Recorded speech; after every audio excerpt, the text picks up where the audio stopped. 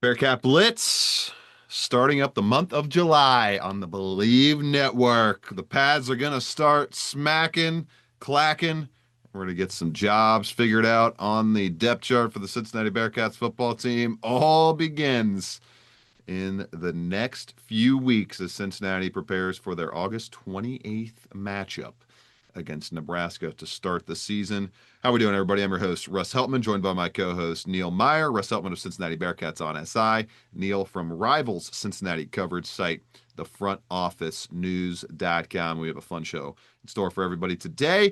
Talk about Big 12 Media Day, 1 week away from meeting all of the stars from the Cincinnati Bearcats football team and seeing how their summers have gone over the last few months. We have new football uniforms dropping on Wednesday officially after Cincinnati sparked up a new 5-year locked in agreement with Nike to outfit their teams besides the basketball program, obviously, which is being outfitted by Jordan, which is part of the Nike umbrella. It's all kind of the same thing.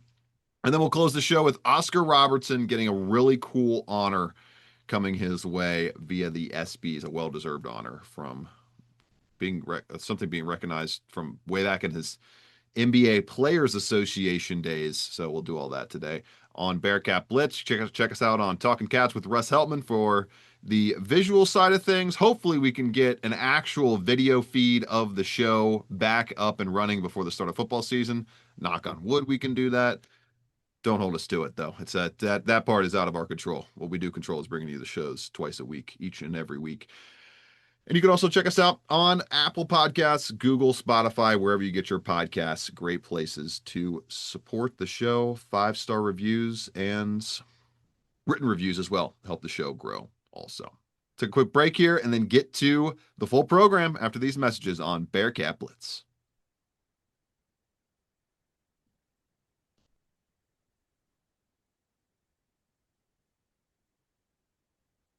Bearcat Blitz getting into it here on the football side of things as it's pretty quiet right now, Neil. No new commitments to touch on after that might have been the busiest recruiting month in UC football's time since I've started covering them. I don't think we've seen that many commits in 1 month span over the last few years. So good job by the recruiting staff on maximizing the impact of the IPF right away and getting some players into the fold.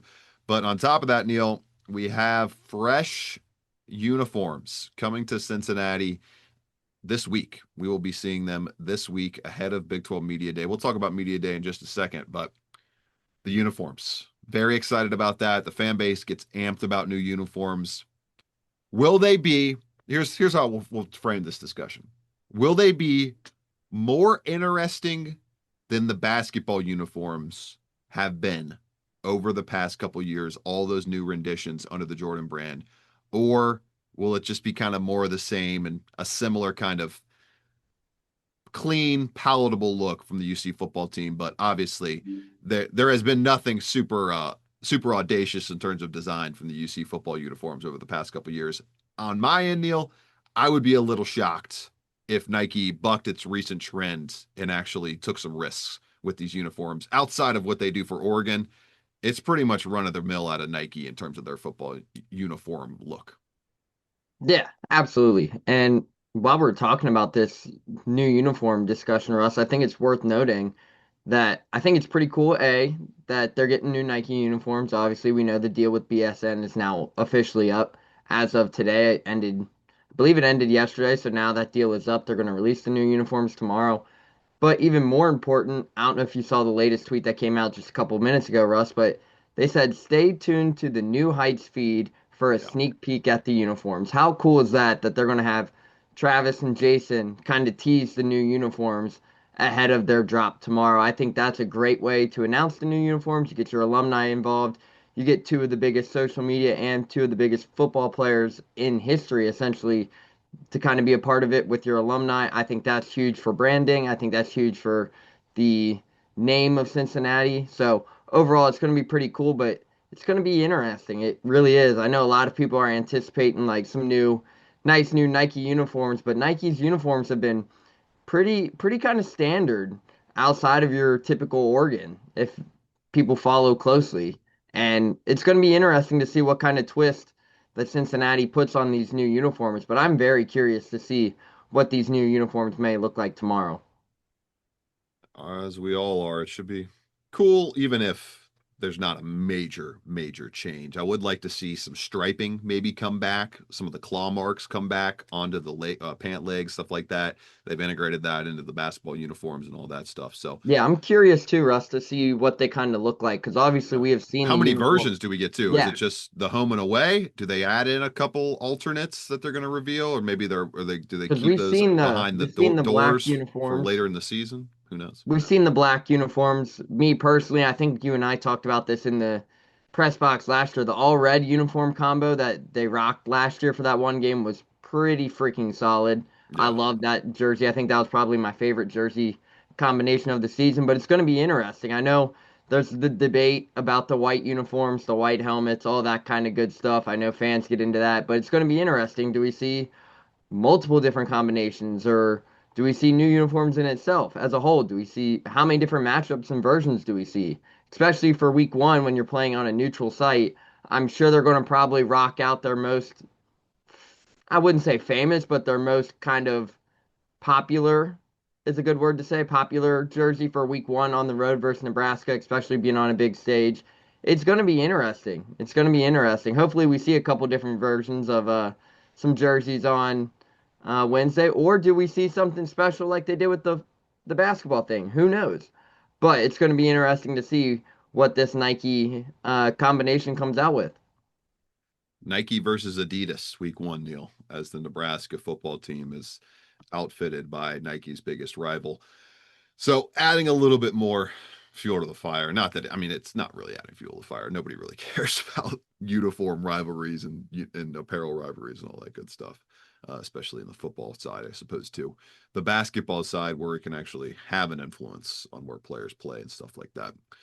Football, Neil, getting represented next week at the Star in Frisco, Texas. July 8th is the official date of Big 12 Media Days, and the Bearcats are getting represented by, obviously, Coach Scott Satterfield, and then four players joining him in the fold. Brendan Sorsby, Joe Royer, Gavin Gerhardt, and Dante Corleone. These are kind of the staple members, Neil, staple stars of the team right now. Interesting that it's three offensive players and just one defensive player. Maybe that may be a microcosm of Dante Corleone being by far the most veteran, longest tenured defensive player, and that side of the ball, beat Neil, kind of housing a few more, not necessarily like less experienced players, but players that haven't been with the Bearcats as long, multiple seasons, like Sorsby Corleone and Gavin Gerhardt. Yeah, it's interesting to see this too, Russ, because if you remember right, back in 2023, Dante Corleone was one of your representatives in the first year in the Big 12. Unfortunately, he didn't get to make the trip to Las Vegas last season to represent Cincinnati due to the ongoing health situation that he was dealing with. Right. So last year, Cincinnati took Mason Fletcher, Derek Canteen, Corey Kiner, and Luke Kandra. And for those who you look at that kind of group, it was kind of similar. Derek Canteen was in his first year with Cincinnati. Corey Kiner, obviously a staple for the Bearcats program with Mason Fletcher. And then Luke Kandra in his second year. So it's going to be interesting, but it's a similar situation that they took mostly offensive players out there last season. I know Mason Fletcher was a special teams guy, but it's going to be interesting to kind of hear what these guys have to say out in Frisco, Texas next week. I know I'll be on site down there at the Star in Dallas or Frisco. So it's going to be interesting to see what we hear from these guys, but I'm excited. And I mean, you look down at what teams are all bringing this uh, season to Frisco for Big 12 Media Days. You look down, there's a lot of teams actually bringing 5 and 6 players. Cincinnati goes with their most experienced 4 players. You probably could have argued maybe 5 players in there. I think you and I talked about this as well. But it's going to be interesting too to catch up with former Bearcat Miles Montgomery for the first time since he made the transfer to UCF, as he's going to be a representative for UCF. So it's going to be interesting. There's going to be a lot of content down there. But with the all eyes on Big 12 Media Days, I think, especially with 1 month out just about for Cincinnati, we're going to get the camp updates. We're going to see how they're going to kind of approach how Camp Higher Ground might look this year now that you have your indoor practice facility done. There's going to be a lot of good updates, I feel like, but I'm excited to get down to Frisco next week and hear from Cincinnati's head coach Scott Satterfield, Brendan Sorsby, Joe Royer, Dante Corleone, and Gavin Gerhardt as well. Big, big days ahead as Cincinnati football is nearly here. Nearly here. We're almost to fall camp. Going to be a lot of fun tracking all of that and a lot of fun to see which position coach, Neil, can elevate their group to an X factor level. And I think, which is where we'll go right now, and we'll tie a bow on the football side of things after this. I'm going to roll with Eddie Hicks here. I think Eddie Hicks has a chance in his first power conference position coaching role to take this cornerback room and bring it to another level. We saw how bad it was in year one of Scott Satterfield. They took a big leap, highlighted by Jordan Young's development last year under Kerry Combs, but ultimately not good enough. And now you bring in Eddie Hicks to try to turn around a number that somehow finished with just 5 interceptions last year, Neil. That ranked 118th nationally in total defensive interceptions across the entire country. That's the big question for Hicks. Can he teach this group the adequate or requisite amount of ball skills on these 50-50 chances to where UC's offense gets a half possession more per game when we boil it all down at the end of the season, a 0.75 possession more per game, maybe a full possession more per game if they can add 12 more turnovers to the ledger this season. Eddie Hicks, Neil, has a chance with his influence, his coaching, and obviously it's been happening all throughout the spring, the summer, and now really ramping up in these padded practices coming up in the next few weeks at fall camp to put his stamp on this group, make an instant impact as the cornerbacks coach at UC, and really complement what I think will be pretty standard production out of the defensive line group, highlighted by Dante Corleone, creating pressure there, leading to more havoc on the back end, some more flutter balls, and some more opportunities to get those interceptions up to the double digit mark that they should be at. You should be looking for Cincinnati to at least get to 10, 11 interceptions this year. And if you do that, that's 5 more possessions than you had all of last season, Neil. And we already talked about ad nauseum all off season long how close some of these one possession games have been. Some of these Big 12 matchups have been right at the final moments. Eddie Hicks has a chance to flip that in the Bearcats' direction this time around and continue an upward trend over a 2-year span in the cornerback room. Yeah, absolutely. And I know that's going to be a lot of people's talking point probably at Big 12 media days is what does that cornerback room look like, right? Especially with the new head or a new cornerbacks coach in Eddie Hicks. You have Kai Stokes, who makes the transition to cornerback. You have Matthew McDoom coming in from Coastal Carolina. It's going to be interesting. It's going to be the talking point on how does Cincinnati replace guys like Jordan Young, who left this past offseason to go to Arkansas. Who steps up in that position under Tyson Vite's 3-3-5 defense? It's going to be a talking point. But for me, Russ, I think the most impactful coach that we're going to keep an eye on this season, for me, I think it's Nick Cardwell. And the Mm-hmm. reason I say that is Cincinnati's offensive line, we've talked about it time and time again. It's basically a brand new offensive line from a season ago. You have one returner in Gavin Gerhardt, and Gavin Gerhardt, everybody knows, is going to be your captain. He's going to be your lead vocal point up front in the trenches there. But it's going to be interesting to see who steps into play. I think everybody knows what kind of idea we might have up front on the offensive line. What are you Terrence thinking right Io, now, Neil? What's your 5 right now? I'm thinking you got Joe Cotton at your left tackle. Yep. You have Tyron Teo at one of your guard positions. You have Gavin as your center. I think you have Evan Tangenstall as your other guard position. And then that, for me, I think your right tackle is your position that's open. You have a couple different options there, but I think 4 of those 5 are already solidified. Yeah, I mean, you And could you could have. Do they roll with the veteran, the devil you know, and DeAndre Buford, or do they roll with a younger guy in Green, Lozowicki, or Pastoriza? I mean, that would be shocking to see Pastoriza end up winning that job, but it's on the table for that entire offensive tackle group to Mhm. go seize. Especially when you think about what that could be, Russ. You look at the left side of the line. Joe Cotton, 6'7", was one of the most sought out transfers in the transfer portal when he entered. Cincinnati was able to lock him down quickly. 6'7", 320 pounds on the left side. How do you factor it when you have those interior guys set up potentially with Tayo, Gavin, and maybe Tengenstall, which that would be my guess as of right now? Do you pick and pluck another 6'7", 315-pound guy like Ethan Green on the outside? Cincinnati definitely has all the size that they want up there in the trenches of their offensive line, and that's the bread and butter of their offense, right? And we've seen that in years past under Scott Satterfield is they're going to want to get the run game going. And when you have that kind of size, that kind of physicality on the offensive line, I know I was talking to Evan Tengenstall's dad off the record. He said this is the strongest that he has seen Evan Tengenstall in his career. This is the biggest he's been. I'm excited for Evan. I really am. I was excited for him last season. I'm excited for him this year. And then on top of it, you have Joe Cotton. Tyron Tayo is a freak. I'm sure you saw that video too, Russ, where he was squatting like what, 700 pounds, and Yeah, Nico him was like and way down. Tangenstall. And then he pushed away, or Tayo pushed away Palizzetti. He's like, I want to go more.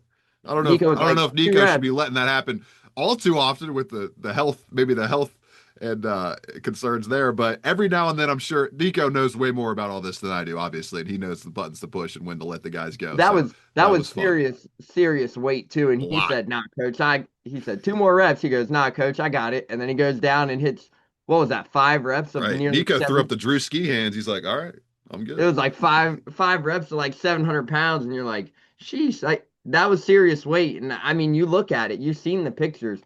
These guys up front in the trenches, Nico Palizzetti is doing a fantastic job with this offensive line. And I mean, you can see it early on. I think Evan Tengenstall hit what, 27 reps of 225, Yeah, that which would have been top five, I think, in the would combine. have been at least top 10 of the combine. So Yeah, I mean, something like that. on top of it, them boys are moving serious weight over there in the new IPF. So that's where I'm going with the offensive line. I'm really curious to kind of see what that might look like. And everybody knows what kind of guy you're getting with Nico Palizzetti in the weight room. He's going to be nothing but energetic. He's going to get you to perform at your best, right? But then you have Coach Cardwell, who is also just nothing but a ball of energy and a ball of fire, who's going to push you to get the best out of you. Very vocal, very great leader for these young men up there. And arguably one of the best rising offensive line coaches in the country. So it's going to be interesting to see what this offensive line group does. And I think that's going to be the staple for Cincinnati's offense this year. Good stuff on the offensive line. I like that pick from Neil. And then kind of a similar situation to cornerback, Neil. It's going to be Matthew McDoom. I would be shocked if he's not your go-to shutdown number one cornerback. And then kind of wide open on the outside the other way. Armani Arnold probably going to be more of a slot guy, I would imagine. He's Mm. maybe going to have a stronghold on that, although they're going to obviously rotate Arnold a good bit. And then is it Kai Stokes? Is it a Daniel James? Is it a Marquavius Sabor? Is it a Logan Wilson? Who takes over that other outside spot on the cornerback hierarchy? Very, very interesting. Both the offensive line and the cornerback room have pretty wide open outside spots available. And we'll see how Eddie Hicks and Nick Cardwell fill those during fall camp. Let's take a quick break and then we'll finish the show with a nice honoring for Oscar Robertson.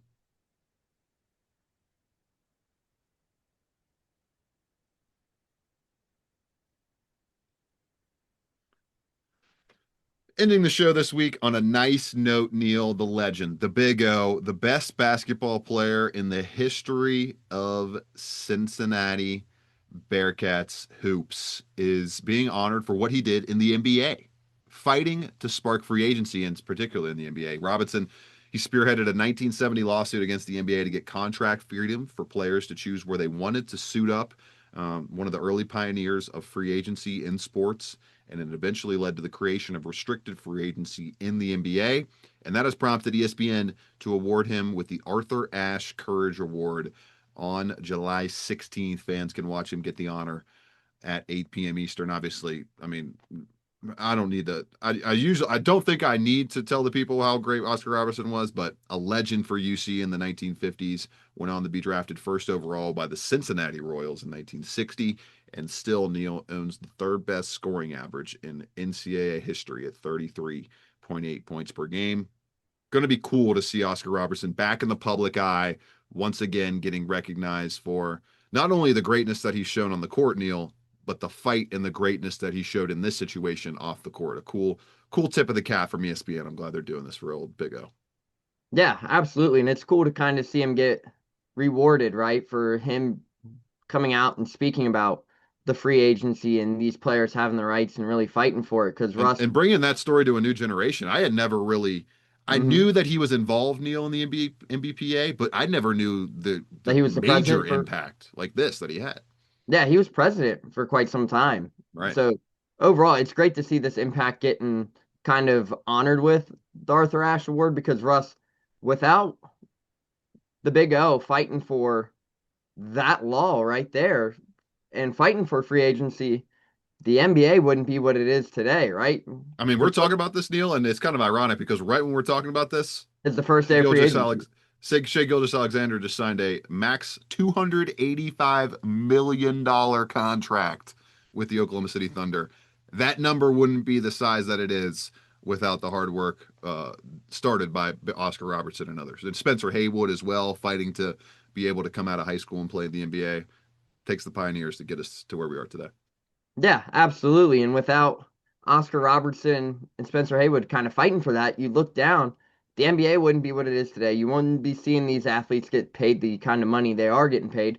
But on top of it, you wouldn't see everybody glued to their phone on July 1, Yeah, 2025 this year. I know you and I are going to be glued to our phone. All right, who's getting where? Who's going to sign this deal? What's going to happen?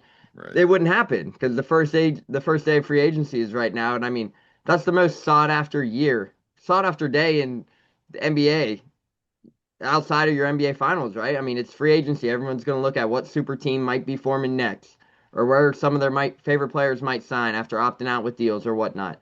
So, arguably, it's one of the biggest deals in sports history, right? Free agency. Everybody talks about it. It's at the collective bargaining agreement, all that kind of stuff. So, it's good. It's really good to see Oscar get awarded and honored for his fight to have these guys allow the opportunity to go out there and play where they want to play and kind of test the free agency waters and how it's changed basketball forever. Great stuff from ESPN. Check it out on July 16th at 8 p.m. Eastern to see Oscar Robertson gets his due for that cool move he did back in the 1970s. From Neil Meyer, I'm Russ Eltman. We'll talk to you all later this week. Probably come to you on Thursday ahead of the July 4th holiday. Yeah, we'll probably do that on Thursday. We'll drop the show Thursday. No recording on Friday. We'll let everybody listen to us on the way to their cookouts and barbecues and all that good stuff. Going to be a hot one once again in the tri-state. So stay cool in the AC and listen to us. Great way to spend your holiday. For Neil Meyer, I'm Russ Eltman. This has been a fun Bearcat Blitz. Talk to you again later in the week, everybody.